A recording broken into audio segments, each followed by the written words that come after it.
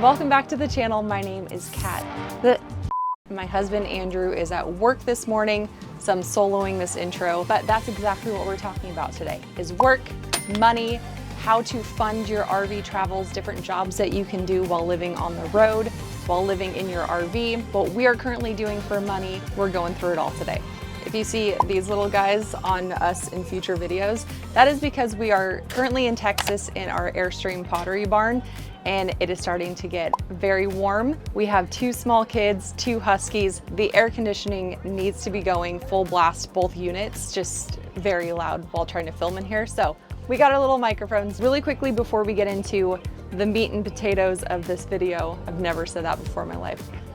Before we get into what this video is about, a little bit of backstory of how we came to be living full-time in our RV. Just moved from Alaska. We were there for almost 4 years, and we were in our cozy, comfy little home in the frigid winters before we decided to rent out our house, sell everything, move into a 28-foot Airstream.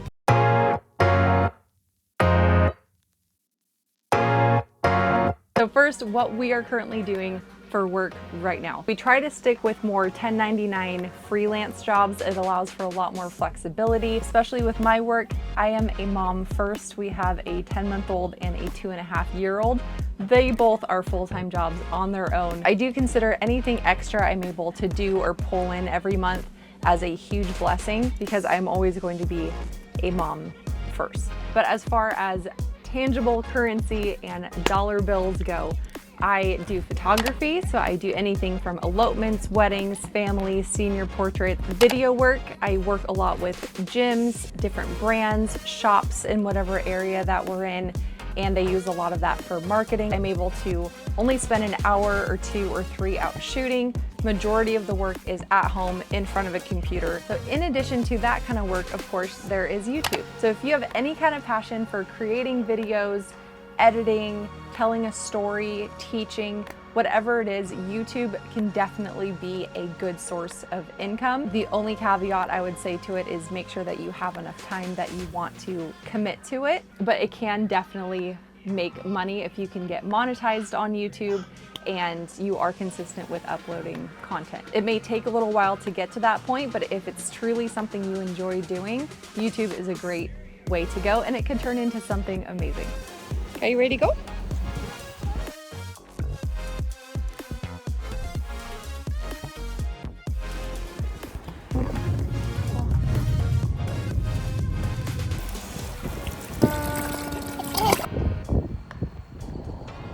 So Andrew just got home from work, and Kai was already climbing the walls, bolted out of the Airstream to go see his dad, and then they just disappeared. And I just got a text from Andrew saying, we're floating the river.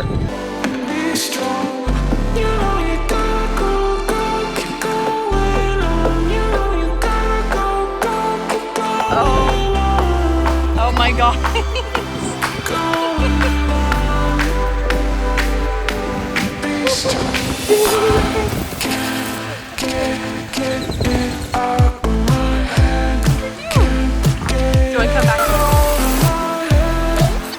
So anyways, back to what this video is actually about. Money, money, making money, money, money, money, money. I already said what I do to make money. Oh.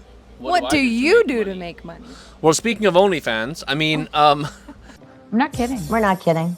my main thing is real estate. And what I've kind of honed in on is real estate referrals. When people are looking for a real estate professional in their area, I'm able to find a professional in their area, vet them, find out what strengths or focuses certain realtors and finance professionals have, and then connect those people with the folks that are great at what they do and focus on what the people want to focus on. And there are other things. I knew a guy who lived full-time in an RV who used an app called Bungee, and he used this app to get connected with people that needed things towed or hauled.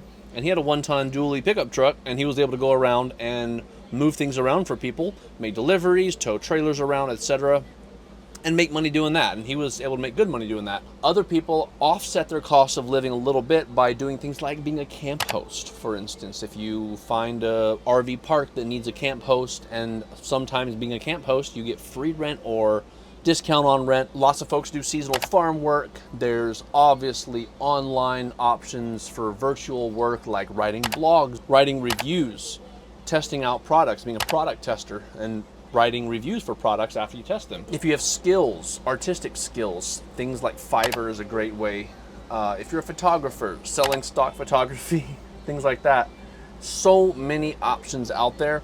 It really comes down to the crisscross of your creativity with what skills you have and how you can rope that into a 1099 scenario to be able to work while on the road. If your goal is to not travel like crazy in your RV, but you just want to live in an RV, that's kind of our situation, you can definitely get a W-2 job. You don't have to stick to freelance, super flexible 1099 work. You can get established in an area, love it, stay there, and get a W-2 job and live totally normal and have a totally normal career. If you own a house, it may make sense to sell it all, sell the house, and just go for broke and move into an RV. We actually still own our house in Alaska, but we are renting it out. So that also factors into our monthly income. The RV park that we're at right now, there are trucks outside. One of them was a mobile RV mechanic, and the other one was a mobile RV washer. RVs need to be washed all the time. A lot of folks don't have the ladders and the equipment and the sprayers, or just don't want to put in the effort to do that, and are happy to pay somebody periodically to do that. People run dog grooming businesses. People can be online tutors. So again, it really boils down to what your niche is or what you want to get into, what you think you're going to be able to market yourself to do as you live on the road. And yeah, sky's the limit. You just need to come up with your cost of living and then maybe find some ways to kind of cut costs along the way. That's perfect. I don't know about you, but in my opinion, it is worth it to do this. It's not a less stressful life than living in a house. Life is still life. It's not like we're on some permanent vacation. It's still life. It's still bills that gotta get paid. It's still work. There's still a reality that we have to come to every month to pay those bills. If you have any ideas on things you want to see, anything you want to see us film, any topics you want covered, or things you want to see us do, drop that in comment below, and we'll see if we can make that happen for you.